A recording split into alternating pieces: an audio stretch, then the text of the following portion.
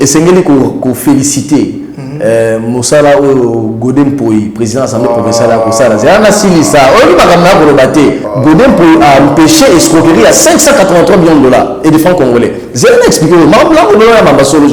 A Fouta déjà ma député il y a 2007, 2006, 2011. A Fouta déjà ma indemnité la banque a sorti. Le gouverneur a tiré le Godem Poui. Abi, beau Fouta ma député en 2006, 2011. Godem Poui est Zumbo, il n'y a pas de problème. Atali na Mokanda, il a mené ses investigations. Mais lui, c'était un autre. Les députés ont déjà en 2011. Mais ceux qui te font mis sur la Makabutali, un grand dossier, on va répondre. Solution pour Zouama. Ceux qui solution pour Zouama, on va sceller cette université de Kindu. On va à disposition de l'État pour Yangonde, bon Bukangalonzo, et Tonga Minde na Kati université, et Tonga et Tonginde université on a mapa. Mbote Nabino, Bozomi Belé, Bozomi de partout à travers la République démocratique du Congo. Maintenant, Domingue Pote Boye, il y a une émission Nabino, Tokoloba Kasimokolo Moalelo, Toyambi Ponabino, Moko Yabapandi Sango, Awanamboka, République démocratique du Congo, Kombo, ya Somi, Etobien Kai Somi, Beledou, Dou Jésus, Yazali Asolo Mopandi Sango, Pe Yazali Nakati ya Bato Yobako Pesaka. Basango ya bosolo na oitali mbongwana na kati ya Kongo kasi na yelongo nde tokoba ko beta ko fungula teke na oitali politique ya République démocratique du Congo. Mwana mboka Beledou Jésus tatambote mbote mwana mboka Julio esengola ngai ezali mingi ko bengisa ngai kozala na kati ya plateau na yo pona kosoma makambo etali mboka tango nyoso nakuta na kana to soka makambo etali mboka to bandi kosola ngo leo te uta biso tozaka ba étudiant tozaka mingi na passion du Congo ningi tolobaka et lelo nzambe asungi tolobela mboka tokomi ba leader d'opinion to pesa mbela na biso po ete mboka etambola na ko profiter na féliciter pour na Moussa Malamu na mon équipe composée de jeunes yona ndeko na biso Armand Ngoma Moussa Malamu ko sa pour mboka Matondo mwana mboka tozalaki na yo tango ete bakopesa sango ya Bukangalonzo masango ekobima bena mabele ya kisasa pe kopesa misala na bayi Congo masango yango ekoteka mate kozala bena kati ya Congo démocratique awa mekasi lelo premier ministre Ilunkamba Sylvestre Ilunkamba kei kotala kokuta be ba tracteur evanda ba moteur babimisa ekenda na ba baleniere nde yango wana vraiment esengeli to mona image ya lelo nani azali moteur ya kobebisa maya o Italie Bukangalonzo pasi mingi na motema tango to kotalaka projet monene kwa Bukangalonzo na banza ke soki esengeli to rappeler ba kongomani ba kolandaka biso projet wana écouter na l'état congolais 150 millions de dollars américains et mbongo mokete tomuli ndeko caméra ina boloko prendre makambo ya 47 millions de dollars ya pamba bon tolobi yango ya pamba po ezali par rapport moké par rapport ya mbongo ya Bukangalonzo 2014 Matata Ponyo azali premier ministre yende moto abengisi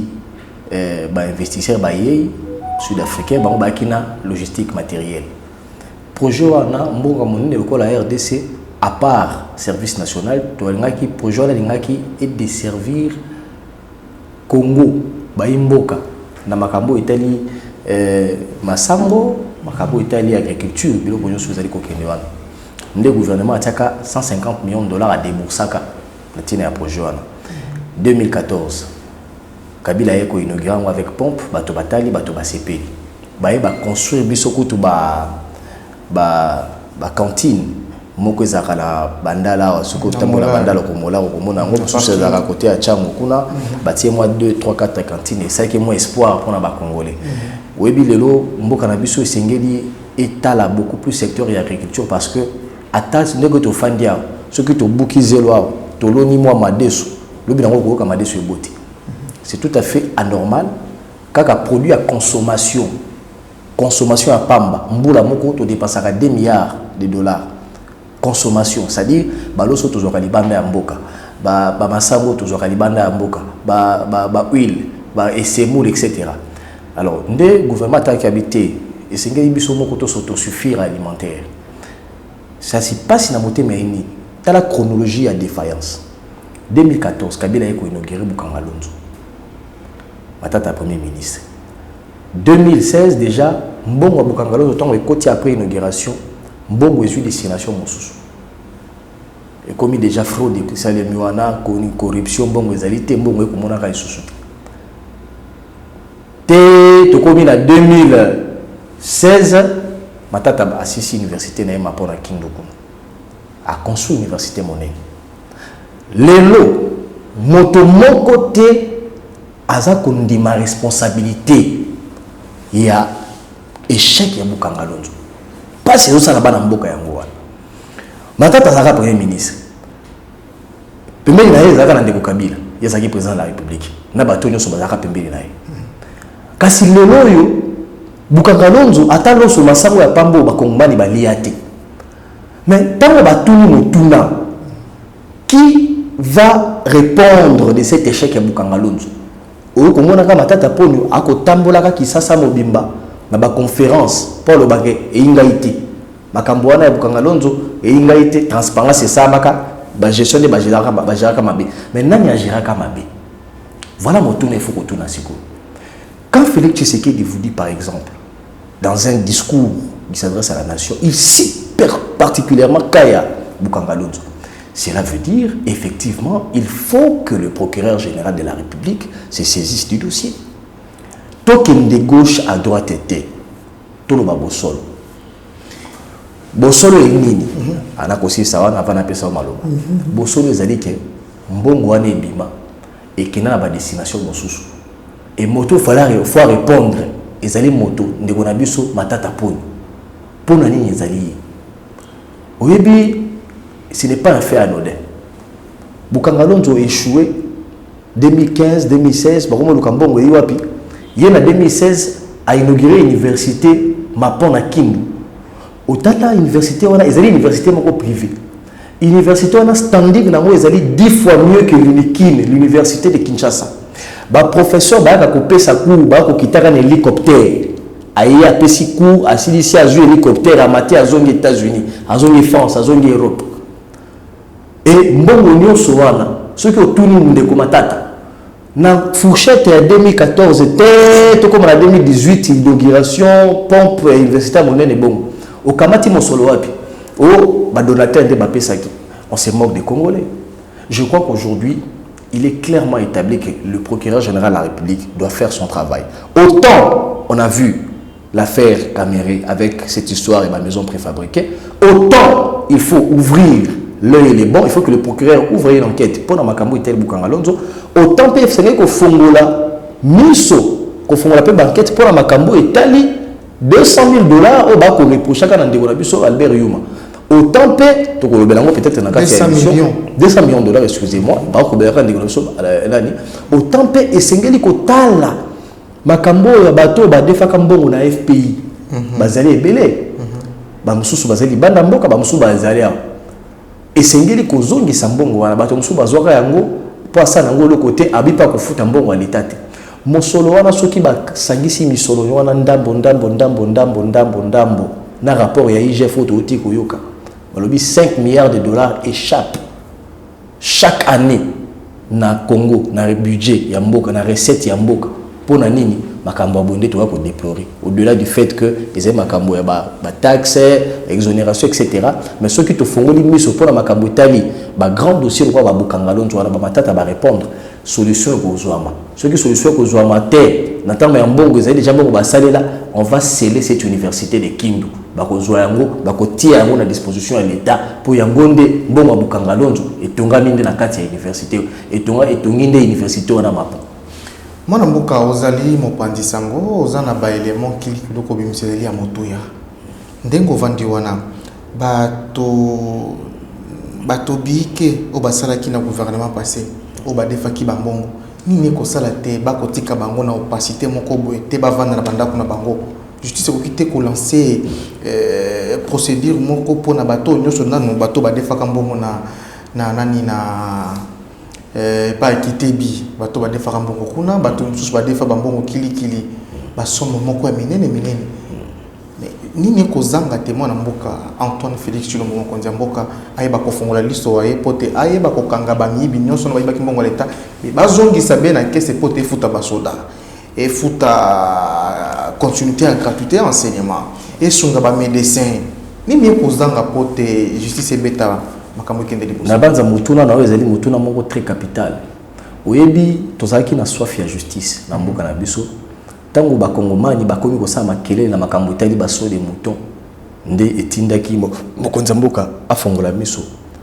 atala atuna bakolaborateur na ye makambo eumeli boye mpona nini so de mouton ba maison préfabriquée etc nde tomoni ndeko na biso kamere ete akendaki makala kasi ya pasi ya nini ya pasi ya like une certaine opinion bakokanisaka ke état de droit on dirait ba fixer yango mpona bato moko boye et que bato mosusu bali ba intouchable nalobi bongo pamba te nalobi bongo mpona nini mwana mboka patience ayiba ba interpellaka ye akenda procureur abengisaka ye te lelo atikala kokende te azali moto ya FCC te lelo atikala kokende te napesi exemple mosusu napesi exemple ya mwana mboka nani ministre ya justice ou a démissionné Tunda Yakasi. Il a été clairement attesté que Motoana a salué Babengaka faux et usage des faux. Il est allé engager le gouvernement dans le Parlement sans en informer les autres membres de la Conseil des ministres. Il a même dribblé le Premier ministre. Procédure en flagrance. Babengi la justice. Tout le monde de Koshadar a gagné. On ne peut pas nous intimider. Batiki. Tia qui a zoni nandako. Dossier n'est pas ça classé. Et ceux qui ont été, baka ezali les gens. Toranda ki mona mboka Albert Yuma. Shadar ya lobi soki bo bengi sié pour la makambo tali je Camille. Bo meki ko bengi sié bo kangaye. Nous allons paralyser le pays. Telo la fandi ki c'était zela tobak samo maile moke. Ndenga lobi ke non soki ba bengi ye ba ko paralyser le pays. C'est-à-dire makambo makolekana na mboka lelo tokoka ko to ba rebelle ba bibi ko to ba to ba ko sala ngo toko mona te ke zali kanisi ko te pa na bango. Bon, voilà na ko retourner yango. Voilà na ko loba te ke zai bango te zai bango te moni kaka bango ba yebi ba ko moni ba ko na ka biso ba yebi ndenge ba ko tirer nini. Donc la tangi ba kan les gens ya suka ona ngana tanga ezali ndeko Yav Henri Yav oyo ba bengisi bango pona dossier ya 100 millions de dollars yoka mbongo ba millions kaka ya mbongo ya l'État. Procureur a bengisi bango pona 100 millions de dollars ya mbongo ya Mutanda Mining. Ezali mbongo oyo ba futaka mbongo na l'État congolais depuis je crois 2018 ba futaka l'État congolais comme ba impôt en avance. 80 000 ekotaka na banque centrale, 20 000 eyaka wana elekaka na liquidité. 20 millions, excusez-moi. 80 millions ekotaka, 20 millions eyaka na liquidité. Telelo esenge basa traçabilité mbongo wana ekenda wapi. Babengisaki DG à DGI, le cas ya kendaki kuna batikalaki na bakangaki pendant quelque temps pour un genre de quête, ba entendre kwa 48 heures abimi, babengisi mwana mboka Yav. Akendaki te. Donc, ça dit lelo l'autour na autour des capital.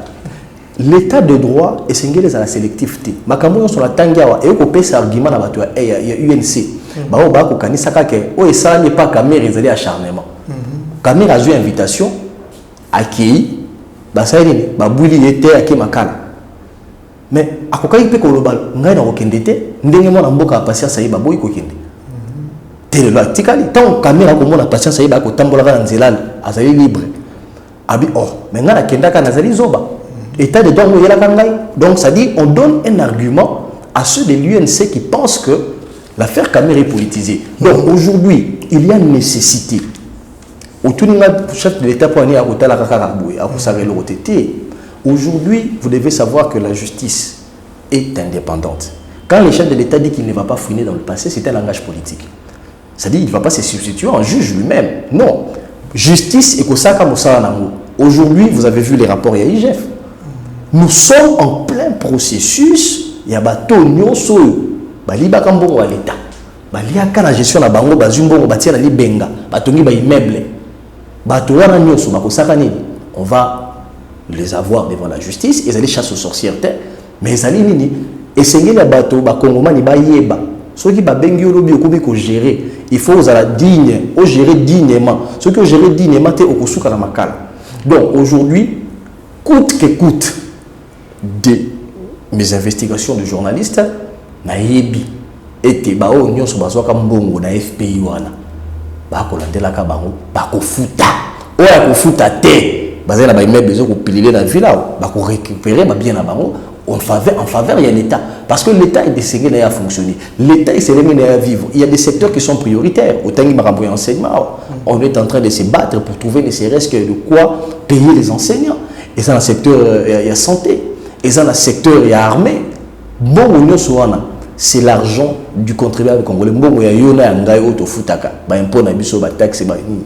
Ya monde sengeli ezonga. Ba o bazwaka bon à l'État ba ko futaka petit à petit. Et je crois que avec l'affaire Bukankalonzo et sengeli à l'affaire oyo. Oui matata pour nous suka bandi ko mikolo sa ba conférence mingi. Ezali ko banga. Ba activité de soit ko sala wana elingaite. Ba tout le monde a noté. Ba lobika affaire Bukankalonzo. À la IPC qu'on a sali conférence. Égalité. Nous sommes allés à agitation pour dire, monsieur, vous avez géré l'argent, très mal géré l'argent du pays, et vous devez répondre par rapport à ça. Mais Kassié Azali Moto a cadre macroéconomique. Est-ce que Moto Azali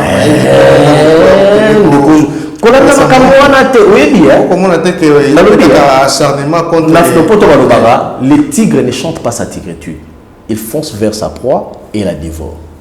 Yo ko ba tenzambe mo ko bima na mokila bingai na nzambe da ko nga na daji na nzambe mo ko mona nzambe za société pour biso ne photo banga mone na nzambe totala ba œuvre na sala so ko ozotambola boye otali mama grâce ya kilinda par exemple obi oh nzambe ay monene ta makambo salaka ozobima bo otali moni ndeke otali moni nini matata ponyo makambo ni ya sala. Il dit que sous lui, il y a une gestion rigoureuse, il a etc. Mais non, on voit le bilan. Quand on parle du bilan, c'est-à-dire, au fond, les placards, il y a gestion Matata, tu vois plusieurs cadavres, notamment les projets Bukanga. C'est une honte, Jules. Et ça dit, Sony, l'État a mis 150 millions de dollars. Pour la Bakongomani, Bali Atamasango, pour la Bakongomani. C'est comme l'Afrique du Sud. Et que quand l'Afrique du Sud hérité. Non, du soir quand on Bakongomani to somba katele le masango yuta kazambi, c'est mou. Na masango yuta kazambi. C'est une escroquerie. Ce qui s'est passé dans le dossier du Bukankalonzo. Et c'est une escroquerie. Et c'est que le cas solo. Nous avons regretté là kotaka bandeko na biso malheureusement la Congo komi ata moto asali babé. Tribalisme et remettre na yibite sur le Cameroun. Au Congo na ressortissant des nous ressortissants des condamnons l'arrestation T. Et c'est une pratique parce qu'ils ont rétrogradé du saut. Aujourd'hui, on parle de 60 ans d'indépendance de la RDC. Mais ce qui est total sur le plan de développement, qu'est-ce que le Congo est devenu? Le Congo n'est rien. On n'a pas des investissements. Mais on l'État qu'on produire. Le seul projet où la production, où l'État pouvait produire en quantité d'usines pour que tu se retrouver au-delà, il y a service national. Mais ça y est pour Kangalonzo. Bazui, prédateur économique, criminel économique.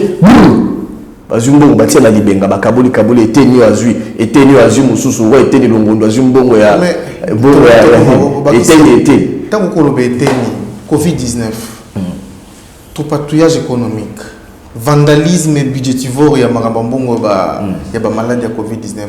To kosuka wapi na kimoyipi. Pour exemple presque comme on dirait maladie moko éduit by politique banso. Na eko sakanga pasi était le monde azali député ya UDPS. A outi na UDPS. Na banzake esingela ki azala exemplaire. Parce que UDPS azala un slogan moko les peuples d'abord. Les peuples d'abord. Et c'est le slogan qui sait qu'il y a les gars tout un peuple.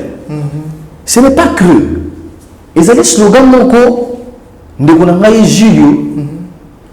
Le nom les Congolais se retrouvent.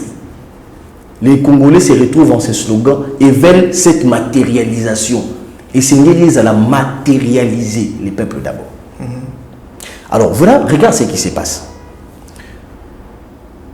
D'abord, on prend quelqu'un qui n'est pas technicien. Quelqu'un qui n'est pas du domaine. Ça va peut-être te surprendre. Balobakalité et Longondo Azali, mini Azali Asala, Azali docteur. Mais bien sûr, toi, journaliste. Selon les investigations que nous avons menées, Eteni Longondo n'est pas médecin. Ce n'est pas un médecin. Tu seras peut-être surpris. Il y a aux États-Unis, il était un aide-soignant. Aide-soignant. Donc il est comment un petit village. Tu peux vérifier ce que nous sommes en train de le dire. Selon nos investigations. Alors comment on vient, on bombarde quelqu'un comme ça, on dit de lui un médecin au Congo, et on le bombarde, un ministère, le ministère de la Santé. Mais la conséquence, c'est qu'il va tâtonner. Tout le monde dit le coronavirus. L'IGF fait son rapport. Investi, à l'objet, moto la moto, et c'est lui qui justifie mbongo ya Covid à Zouaka et qui est wapi. Alors on a toni. Mbongo ya Covid ba to bazouaka pour ba gérer. Mbongo wana qui est sikani. C'est ça le problème. Yoka marabozo ko sala. Le gouvernement congolais débourse 27 millions de dollars pour le fonds ya Covid-19. 27 millions de dollars. Na 27 millions de dollars wana Eteni lui dit n'avoir géré que 3 millions de dollars. Bon, 3 millions de dollars au Bapesa qui ont géré wana. Au sein de Namonini, parce qu'on a vu le médecin dans la rue, les infirmiers étaient dans la rue, les personnels soignants. Bah, fouti baroté, ça fait 6 mois. Mais cet argent est qui est wapi. Et là, il ne sait pas le justifier. Il dit qu'on a remis dans ma province autant d'argent. Mais ma province, donc il y a un flou autour de la gestion. Et lorsque vous essayez de fouiner et de savoir un peu plus, bah, il suit clairement que l'argent a été dilapidé. Donc, c'est-à-dire, même Eteni Longondo, qui était censé être de l'UDPS, qui est censé être de l'UDPS, être exemple, Namakambo Italie gestion, mais on comprend finalement qu'il est retombé dans l'erreur au Liulunga Sala. Tu sais, au Liulunga a fait pratiquement les mêmes erreurs, on a fond, il y a gestion et Ebola. Et la conséquence, c'est qu'il est en prison. Donc, moi, je crois que le cas Eteni Longondo, son cas est déjà scellé. Il va rejoindre la prison. À rejoindre la prison parce qu'il ne s'est lui-même pas justifié la destination de ces fonds de la Covid-19. Donc, Félix Tshisekedi, je crois que dans le prochain remaniement, il doit regarder autour de lui. Il y a des ministres qui ne brillent que par une incompétence aux Anaïdétés. Je ne vais pas citer les noms des ministres, mais certains ministres, il y a UDPS, ceux qui ont tali gestion à Bango, tu vas regretter. Et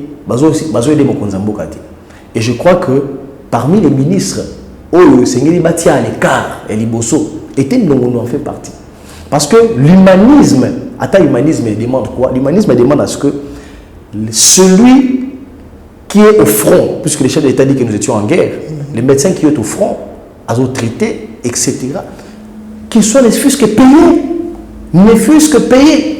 Mais lorsque les médecins ne sont pas payés, alors qu'ils sont au front, et vous posez la question où est l'argent est dans les poches des gens, ça pose problème. Et il vous dit, les Angaïté, Botala, Mouyembe.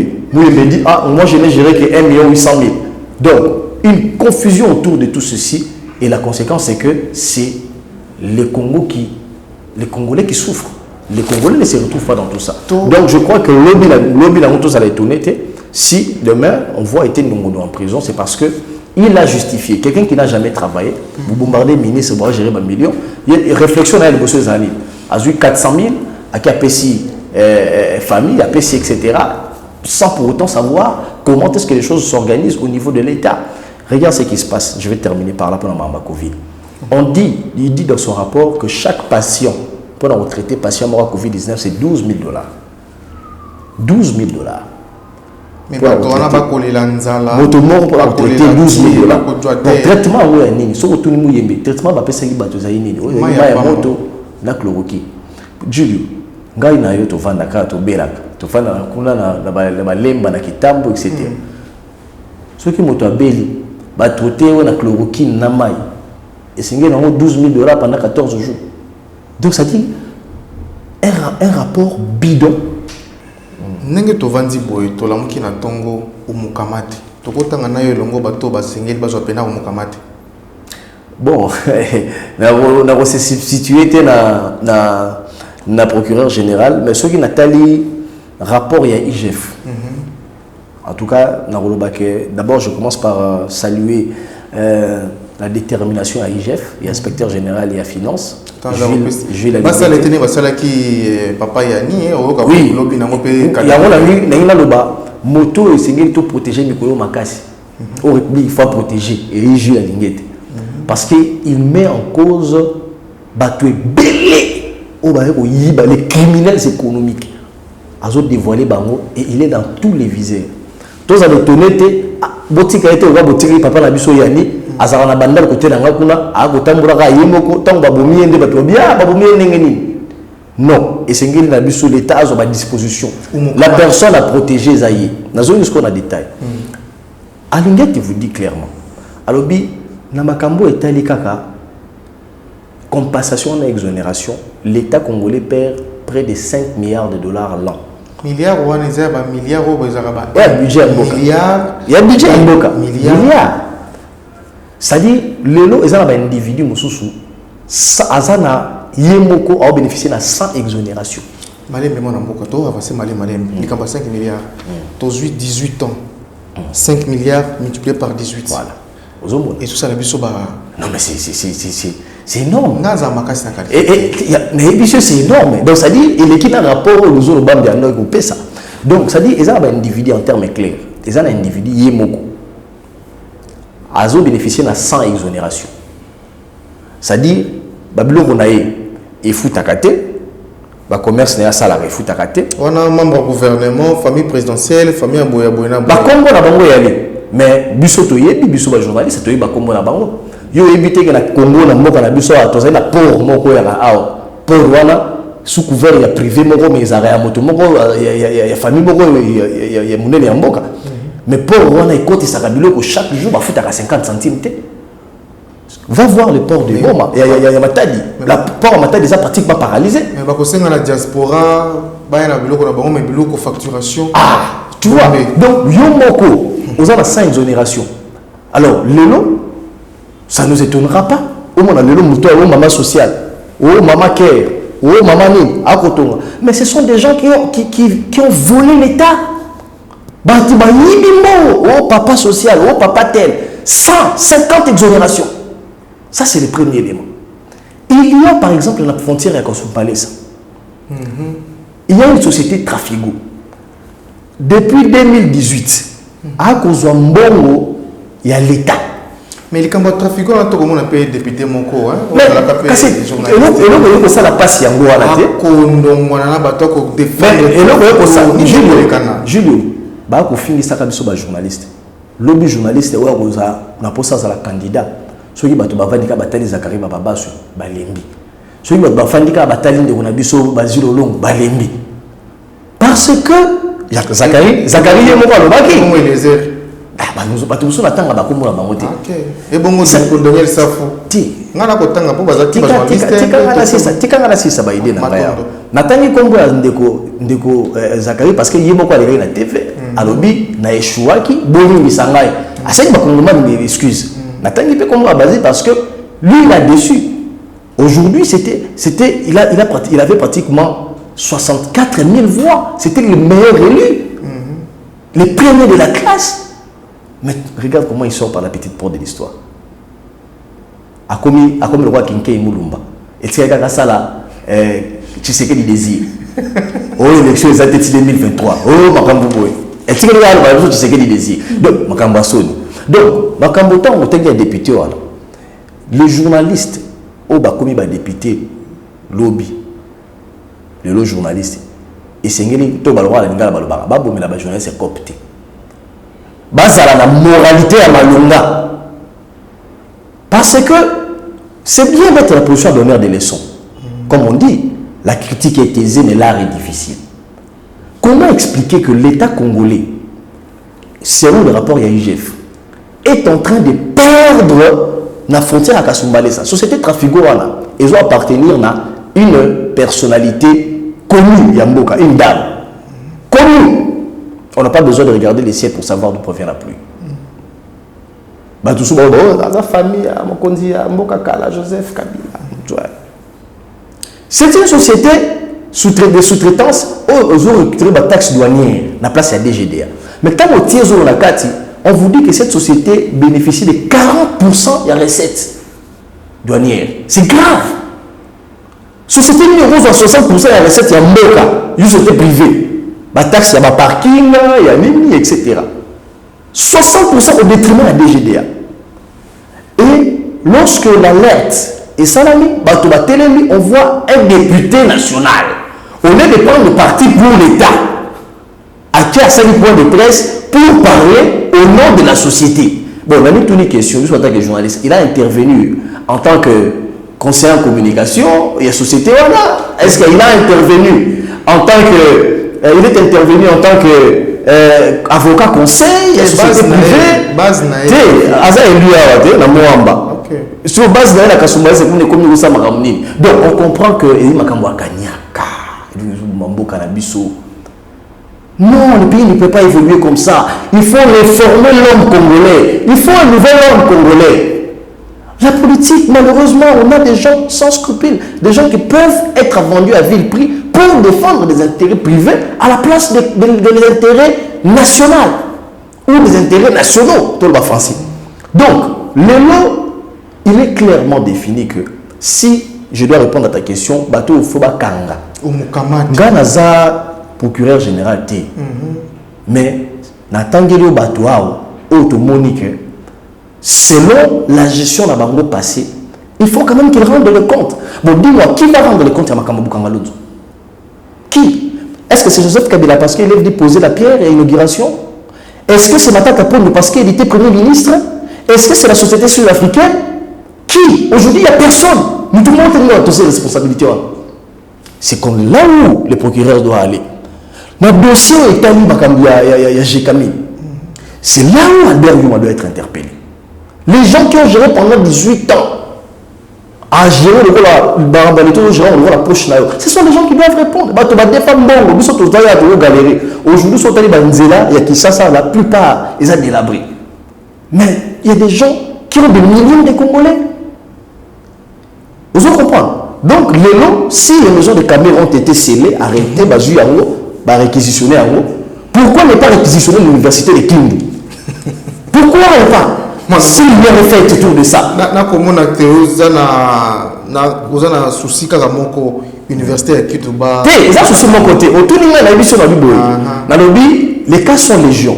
Mais il y a des cas qui frappent, qui tapent à l'œil. Oui, procès Kamé.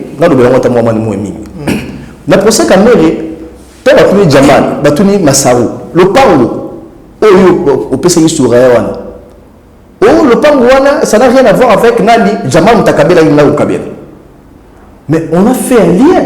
Babi, Jamal a fait ça pour payer avantage. Aya, Oya n'avait pas à Camer, et Camer a payé marché. Parce que ça m'a dit, et on vous dit clairement que Bapesi, Mbongo et Jamal et Pessamaki entre mi-mars et mi-avril. Entre mars et avril, Bapesi Mbongo. Quand on a période où Massaro s'est procuré pratiquement 4 parcelles. Il y avait 1 million, 2 millions, etc.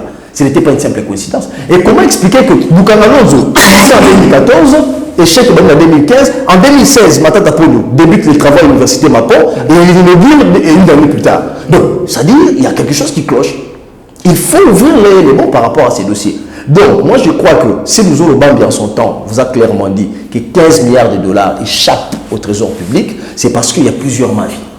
Plusieurs mafieux, on l'a vu avec les passeports, gloire à Dieu aujourd'hui, les sociétés, les imprimés des valeurs, c'était caporalisé par une société privée, une famille connue, il faut voir ce qui s'est passé avant, parce Parce que cet argent, et vous raté dans fouiner, mais quand on va fouiner, cet argent va permettre à ce que aujourd'hui les Congo récupèrent les trésors publics, Mbongo et l'État et Zonga dans l'État. Même si on ne va pas prendre l'argent en espèces, mais on va récupérer certains biens, ça permettra à l'État de prendre en charge justement l'armée. Oui, Makambo Salami na Mali. Et c'est lui qui peut interpeller Bissot. Et c'est lui qui a interpellé Bissot. Alors, et quand on a interpellé Bissot, les dirigeants de Bissot Kara, ceux qui vont améliorer le social à Congolais. Il faut qu'on améliore le social de la population. Moi, je suis Jésus Beledou, toujours que les solo pene aussi sa émission na mission mokolo malelo motu na moko. Tolali, to prédire avenir. Tolali tolamuki dans une semaine entre tolamuki Vital Kamerhe libéré. État des droits. Et qu'on soit formé, sous bien qu'on soit renégé, on a que bakangi muto aiba ki bazwa libérer la facilité. Té, nalobi boy. Makambo c'est Vital Kamerhe. Ça n'a rien à voir avec la politique. Dans le plus tard, on a dit que ça, la caméra il faut pas étendre, il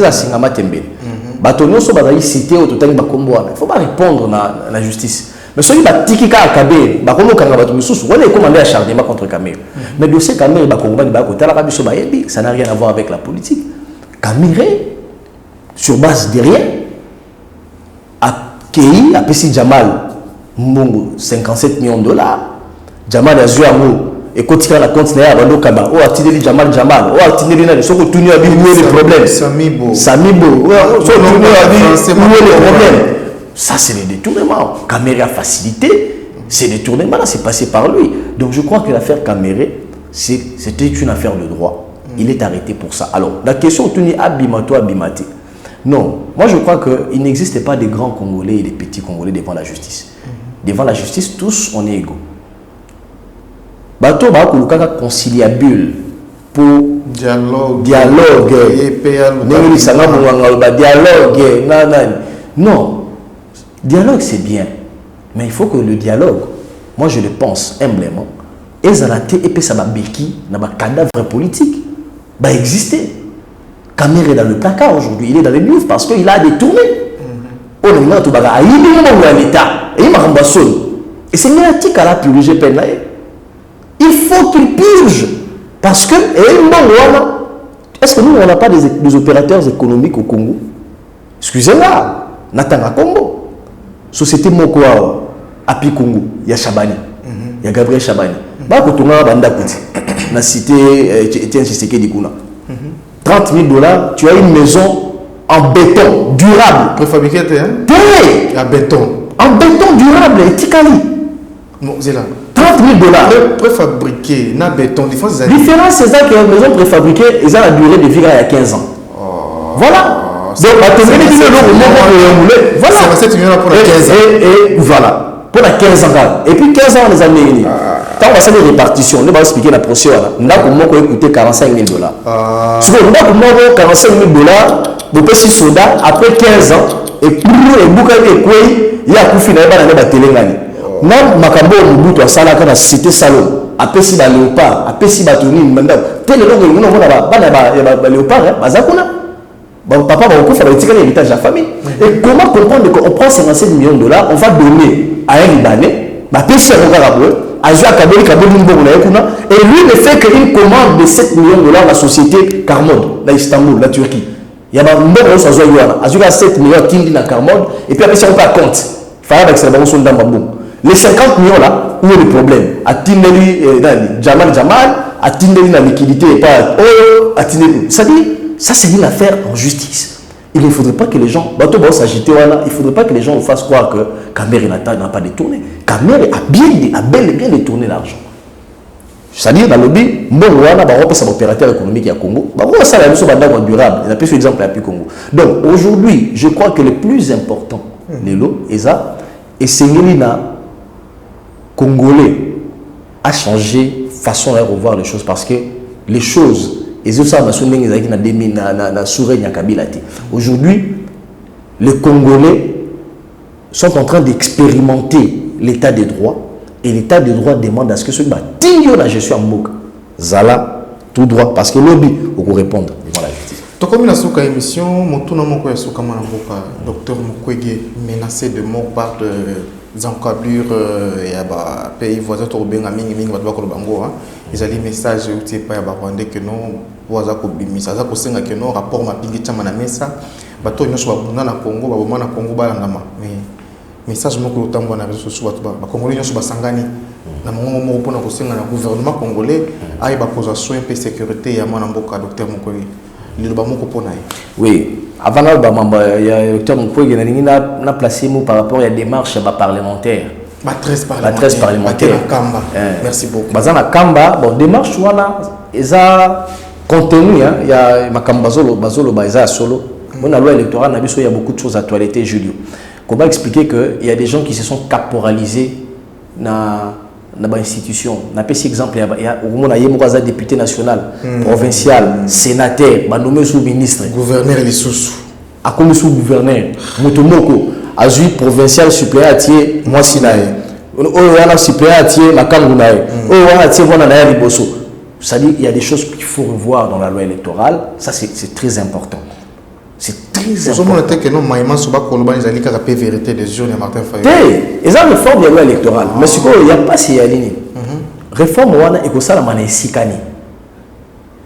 Ce qui est un dialogue, et c'est un temps où c'est ça, dans l'institution, dans le cadre institutionnel. Mais il n'y a pas si dialogue est ça dans le cadre institutionnel parce que ils ont un bloc où ils ont FCC Lingi éthique à la carabou. Bato mususu validé à la carabou. Comment expliquer que en 2018, aux gouverneurs en fonction, aux ministres en fonction, mais en même temps aux candidats députés. Donc, il y a un ministre qui a créé une mission dans la circonscription électorale na Dembakuna, aux de l'État, auquel on va battre campagne dans Okuna. Ce sont des choses qu'il faut revoir dans la loi électorale. Malheureusement, maintenant, il y a des gens qui ne veulent pas la réforme à Bobo Salama, il y a des institutions. Or, ceux qui ont l'institution, la majorité, c'est les FCC. On sur mesure. C'est là où maintenant, certaines personnes pensent qu'il faut aller dans un dialogue hors institution pour faire les contrepoids. Réformer, faire les contrepoids. Donc, il faudrait voir un peu. Avant, j'étais dubitatif dans la logique de Bango. Mais aujourd'hui, il faudrait voir. Je suis tenté à croire qu'il faut dialogue et dans un cadre hors institutionnel. Parce qu'il n'y a que ça, hors institutionnel, que les choses peuvent maintenant bouger et les imposer au niveau des institutions. Mais si on veut ça au niveau des institutions, les FCC qui est majoritaire, on aura taillé à l'eau sur mesure. Parce qu'il y a beaucoup de choses à faire. Et le président de la République avait sollicité à ce que l'élection qui n'a des tours, et donc on a tout mon corps, donc c'est-à-dire il y a beaucoup de choses à faire. Il faut voir. Mais en dépit du fait que le dialogue est cause dans ou hors institution, et c'est une thèse à dialogue et pour permettre aux cadavres politiques basés comme Balisanga, Bonganga, Ninuana, et ça le dialogue. Parce qu'on sait comment ça commence. Il y a des gens qui ne vivent que du dialogue. Aïe, pour la perdienne, et puis la souka partage à pouvoir, les Congolais ne bénéficient pas de ça. Il faut que ce soit un dialogue qui va permettre aux Congolais de réformer certaines choses. Moi, je pense qu'il faut même aller plus loin. Il faut qu'il y ait une cour constitutionnelle qui au à Lambert Mende scandaliser. Clairement, la lobby. Tu sais que nous, on a 5 juges pour Kabila à la cour constitutionnelle. Pourquoi il dit ça? Parce qu'ils ont été nommés par Kabila. Alors, s'il faudrait revoir un peu, même quelques dispositions de la Constitution, il faut autant comment est-ce que les juges peuvent être nommés. Comment est-ce qu'ils peuvent arriver à être là, à juge à la Cour constitutionnelle? Parce que c'est stratégique. Aujourd'hui, tout le juge Félix Tshisekedi a nommé, les juges pro-Tshisekedi seront redevables. Parce qu'ils sont nommés par Félix Tshisekedi. Évidemment. C'est ça le problème. On peut pas dire l'époque à Kabila. C'est tout à fait normal dans le bagage. Les juges pro Kabila parce qu'ils ont été nommés par Kabila. Dans un sentiment, il y a redevabilité vis-à-vis de Moutanoma. Docteur Mukwege. Voilà. Alors, pour terminer pour le docteur Mukwege, je crois qu'il est temps que le Congolais ou les autorités congolaises protéger Asna Bango. Docteur Mukwege, c'est le prix Nobel de la paix. On en compte du bout de doigt les prix Nobel. Ils ont qui va fabriquer le prix Nobel. C'est le prix Nobel de la paix. Je crois que j'ai vu James Kabarebe, notre ancien chef d'état-major général devenu ministre de l'Intérieur là-bas. Ça prend à docteur Mukwege. Je crois que c'est sur le dossier Banyambouleng, quelque chose comme ça. Non, je crois qu'il ne faut pas que cela reste impuni. Malheureusement, on n'a pas une diplomatie efficace avec notre ministre des Affaires étrangères, C'est une maman, c'est vrai, je n'ai rien à voir avec elle. C'est une dame. Je l'apprécie beaucoup. D'ailleurs, Liberté Actu couvre les activités à Nini. Mais je ne la trouve pas efficace sur le plan diplomatique. Il devait engager une diplomatie agissante. Il ne faut pas tout laisser à Félix Tshisekedi. Hein, Félix Tshisekedi est au front. Quand il fallait négocier avec la Zambie, c'est lui qui est allé voir ses pairs de la SADC, etc. On ne sent pas trop notre ministre Yanini. Malheureusement, non seulement on ne la sent pas, elle est allée s'afficher avec un monsieur qui a une réputation nébuleuse par rapatrier les Congolais. Abed Achou. Bon, ça, je n'entre pas dans ça. Ce monsieur faut rapatrier les Congolais dans la Turquie. Le monsieur affrète les avions, et la ministre s'affiche à côté. Bon, je ne sais pas, on ne va pas interdire les bonnes actions, mais bon, il y a quand même des bruits qui circulent autour de la réputation, de ce que ces messieurs fait en salle, etc. Je crois qu'il fallait réfléchir deux fois avant de s'afficher. Au moment où tu fais brèche moko sur tout béton. Il y a un truc à c'était. Bon, bref, on parle pas de ça. Mais en fait, le problème c'est qu'il faut que l'État agisse, il faut protéger Mukwege. Moi je crois que je soutiens en tant que Congolais dans le tabac congolais, je crois que Bisso, tant que Makambusama qui na Charlie Hebdo, je suis Charlie, je suis Nini. C'est que Bisso Bisso témoigner, soutien à Bisso. Et on recommence dans les réseaux sociaux, je suis docteur Mukwege. Il faut le dire, je suis docteur Mukwege parce que c'est notre patrimoine. Et Seigneur l'a mis pour protéger. Comme ça, nous, ceux qui pensent qu'ils peuvent facilement prendre sa tête parce qu'il est en train de défendre les intérêts Congolais, et ceux qui pensent que nous ne sommes pas une nation, ils seront confondus par cette adhésion.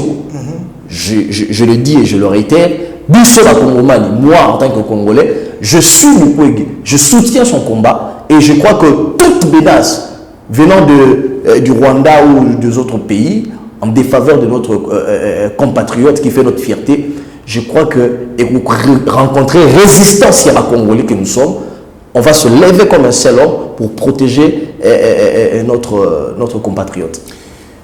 Pourquoi nous avons une émission? Malgré que nous avons par rapport à non,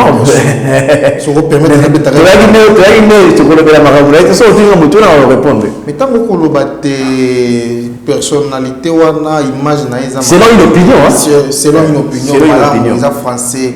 Mais quand c'est une bon ça zigidat, bah PCNZ là bon ça est pas ngobia parce que nous bon ça là zigidat. Na kokota na makambo wana na kokota na makambo wana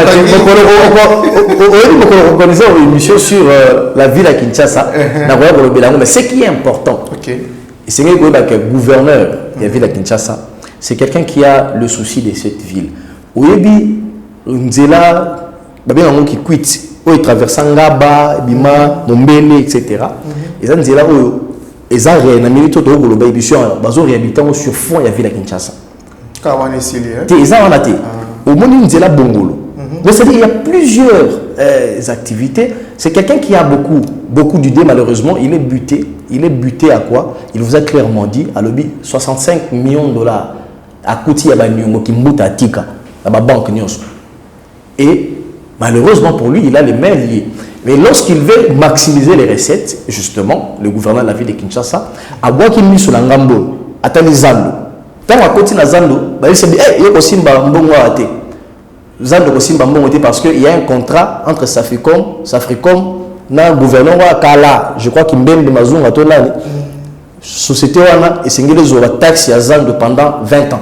Zela, moi na mboka to kanga place wana na kolinga to sala émission moko spéciale qui va expliciter mosala oyo gouverneur ngobila ko sala côté na ngambo na biso ko mona te ya dératé communicationnel et pas ya gouverneur pour te battre bazana compréhension mususu oyo lobia wa batu mingi ba bien côté. Oui, pour la notion c'est très important. Donc comment expliquer que la ville à Kinshasa un individu na contrat batali ngobila tali contrat wana signé à la ville à Kinshasa en son temps. Avant de nommer administrateur à marché, il y a Libanais ou en Assad. C'est un gars qui a proposé Moutou. Ça, c'est le premier élément. Le deuxième élément, il y a Libanais qui a la taxe. La taxe, on va foutre à chaque jour à Zando. On a des millions qui entrent chaque jour. Selon nos informations, Zando par jour, et ça va 400 millions de francs congolais. Papa, monsieur Sili. Voilà. Au moins, alors, il y a un peu de jour, tu viens à Dubaï. ngana aussi tokutana na Dubaï okomi na Dubaï oni wenzo ya monene to somba biloko wana congolais ko basala contrat na ville wana alors dit ceux qui vont nous mettre administrateur na botu na ville na congolais mais bakokata motu donc ça dit les gens sont moins informés et c'est que congolais il y a des compatriotes qui sont quand même lundi ce qui était le mardi tout ça la émission spéciale qui ça sapote biso tozana biloko tozana ngo oyo ko bimisa awa to contredire ngo te mais to beta pe biloko ko biso pe to rentrée parlementaire peut ça session parlementaire besoin de mingi té ce qui peut dire pour le mapé to ko yebate to comme na suka émission mona pour la rentrée parlementaire wana mingi sana tana mo honda la tseli là-bas oui et c'est ngeli ko féliciter Moussala ou Godem Poyi, président de l'Assemblée provinciale à Koussala. C'est un asile ça. On dit pas comme le battre. Est-ce que vous avez dit que la vie de Kinshasa, tu peux éviter une escroquerie de taille. Godem Poyi a empêché escroquerie à 583 millions de dollars et de francs congolais. Je vais l'expliquer. L'État congolais a foutu déjà ma député il y a 2007, 2006, 2011. A foutu déjà ma indemnité la banque a sorti. Et ces mêmes députés va mener ma démarche, va profiter de la désordre de l'élection, va mener ma démarche pour ensuite pour la deuxième fois indemnité de sortie. La banque centrale débourse cet argent, le gouvernement central instruit, débourse cet argent, 583 millions de dollars, des francs congolais. L'argent arrive auprès du gouverneur, le gouverneur a tiré le Godem Poyi. Abi, beau foot à ma député en 2006-2011. Godem Poyi est en Zumbo, il n'y a pas de problème. Atali Namokanda, il a mené ses investigations, Atali a dit oh, mais lui c'est un autre. Les députés ont besoin déjà de en 2011. Si vous avez un député de sortie, parce que vous avez parce que ils ont libéré la gouvernement central et indemnité de sortie. On ne paye pas pour la deuxième fois. C'était une escroquerie. Autant de députés oui, effectivement, il y a une indemnité de sortie. Les députés honnêtes, mais comment expliquer, Julio? Les députés vont se mobiliser pour monsieur nous soir la deuxième fois pas gouverneur à Ville Kinshasa à Mokanda les députés ont déjà perçu leur argent la deuxième fois le gouverneur pour gouverner à Sani la banque centrale et donc ils ont exploité ils ont probité intellectuelle morale il y a malade. Ce sont des actes à encourager. C'est là où je dis la session parlementaire est aux à calamité, mais il faut faire foi à cette assemblée provinciale sous Godem Poyi parce qu'on sent quand même qu'il y a la volonté d'aider les Congolais et de faire éviter aux Congolais les coulages de recettes et les escroqueries. Il y a des criminels économiques. Comme la souka émission, maintenant, nous avons été bilés qu'on a vu sur Nanzela et à Bitando Inene Pays qui est notre bongo. Je pense maintenant que nous avons un mopandi sango Beledoudou Jésus. Il y a Mokondi a site d'information liberté.cd. Liberté Actu. Liberté Actu, je m'excuse, oui. Naye longo de tout ko fungola. Bon moni ke malokamba ko bezali ebele metan monde ko pesa problème. Beaucoup na émission on a chat télévision pe beaucoup zongo na pesa masolo TV na YouTube. Pe mon article hein beaucoup zongo na éditorial 7.net moi na mboka matondo mingi. Merci beaucoup Jules. Na jui rendez-vous na yo depuis la semaine prochaine toi to fungola masolo qui ça ça. Avant session parlementaire ça les matoyeba ngobila o sala nini autant comme on a la veste compliqué pardon président de l'Assemblée provinciale il y a ta veste très compliqué ta camarade moi joyeux to ko tuna ye la poto ye ba poto to ko manumu le kiti ça c'est mboka ni kambote bato bazaka pembe na ye bato bataka makambo ya saka ba ebi ke ya zali moto moko alingaka transparence alingaka nungu te azali moto asembo maintenant mingi mwana mboka matodo dingi ndeko zulu tokosenga bo s'abonner massivement na pesa masolo télévision soki bo sepela ki na émission mokolo moi lelo bo pesa merci na papa Mango Mozali coordonnateur éditorial 7.net pe bo pesa merci na ndeko Jani ozali na sima caméra soki yeso azongi lelo te ngana bino pe na mopaya na biso Beledoudou Jésus tokutana mikolo mikoya matondo